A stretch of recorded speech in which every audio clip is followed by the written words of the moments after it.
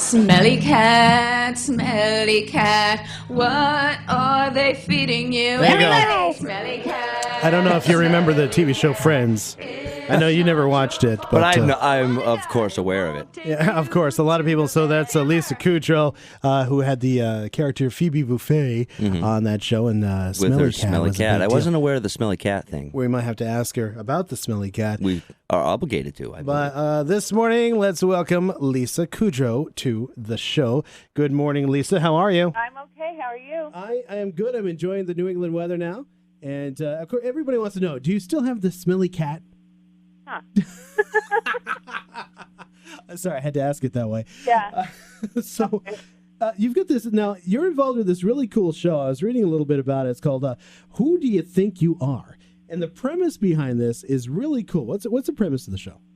We take someone who everybody knows of Okay. and trace their ancestry. Like, so you're taking celebrities such as yourself and others, and you guys are just going through the whole family tree, right? Right. So the first episode was Sarah Jessica Parker, Okay.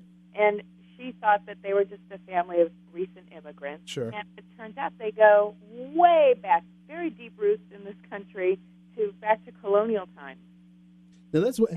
See, this is really cool. My co-host James is a cryptoologist, and he's one of these guys that goes out and he looks for Bigfoot, he looks for ghosts, he does all these kind of crazy things. He's a debunker, really. He likes cryptidologist. Yeah, and so this is like right up his alley. You know, digging deep into things, and sometimes you find things that you didn't expect. Did you find stuff?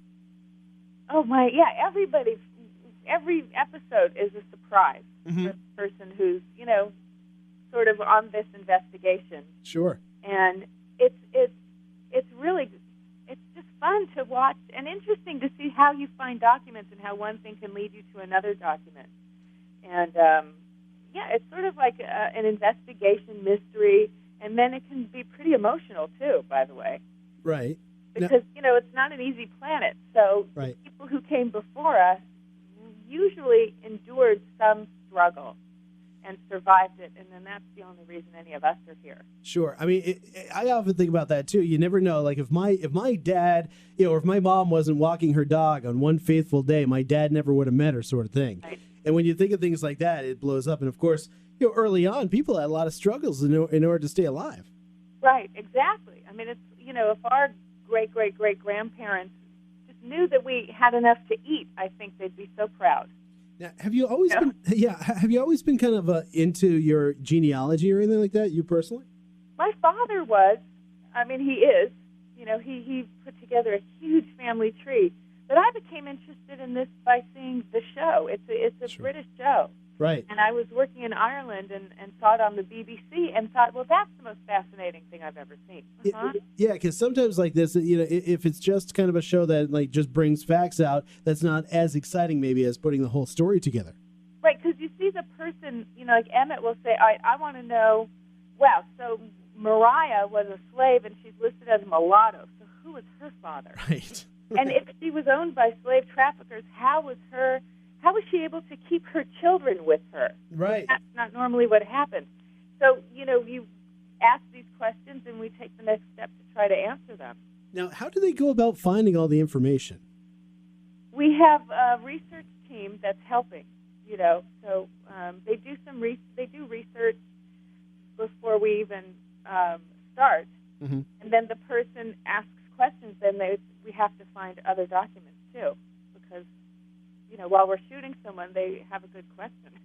Sure. And so, and you're able to find documents. I don't know. I imagine you look through, I don't know, old census things and old maybe Ellis Island documents and things like that. Well, we worked with Ancestry.com. Gotcha. Okay. And so they have. That's a tremendous resource, and anyone can do that. Sure.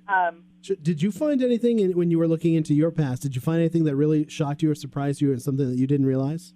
Yeah, a lot of it. I mean, I knew the broad strokes. I had heard that we had on my my father's mother's side, family that was killed during the Holocaust, not in a concentration camp, but by death squad. Oh. They'd come around, round up the Jews of the village and shoot them. Sure. And bury them in a mass grave. And but we had a family member who we thought had escaped and came in 1947 and told my father and my grandmother and the family what had happened, and then left, and they never heard from him again and heard he died. Oh. Because it was still kind of dangerous. Oh, yeah. Even after World War II. Oh, sure. So I went to go just find out about that story he told. Like, is it possible? So he was there, and who was he? And I did find out who he was, and I did find out more details of the story, which I really wasn't expecting. There was much more to know other than they were rounded up and shot. It's a different experience when you walk that final walk they did.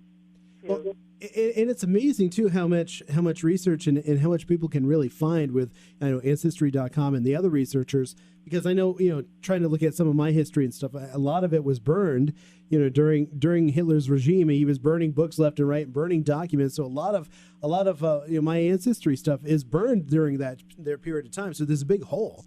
So it's that's the same for me. And they said especially in Belarus it's tough because those little villages where a lot of Jews were from, the synagogues were burned, and that's where all the records were kept. Exactly. So I've been able to I think a lot of people are interested in their own personal history. Why are we here? How did I get here? Especially how did my parents get here, and how am I like this, and my grandparents are like that, like that. Right. So it's great. I was able to look at my grandfather's history of World War II and discover that he was a war hero. Oh, wow. Yeah, he's got a medal. He's got the third highest medal you can get in the Navy. Yeah. Wow. He was and he never spoke of it? You never? Well, no, because my grandfather, he actually ended up getting a heroism medal because he tried to save one of his buddies, grabbed half of his buddy. So I mean, they saw a lot of bad stuff go down. And because of that, he was clammed up. He didn't want to talk about it. Right, that's how they used to deal with these things. Your story is like Matthew Broderick. His grandfather served in World War I, and he died before Matthew was born and didn't know anything about him. And then after doing some research, finds out that, he also, was a hero. All right, Lisa, I know you're pressed for time, so I'm going to let you go. But when is the show again? Oh, it's Friday nights on NBC at 8 o'clock. All right, we'll catch you tonight. And real quick, I know that you recently were joining your co-host, Courtney Cox on Cougar Town. Uh-huh. That must have been fun to get back together with her, huh? Oh, so fun. That was really fun. Because you guys with friends, I mean, you guys truly, it seemed anyway, and from what I've been able to gather from post-Friends interviews and things like that, you guys were truly kind of buds on the set. Yeah, of course. Uh-huh. Thanks, Lisa. Great having you on the show. Thank you so much. Bye-bye.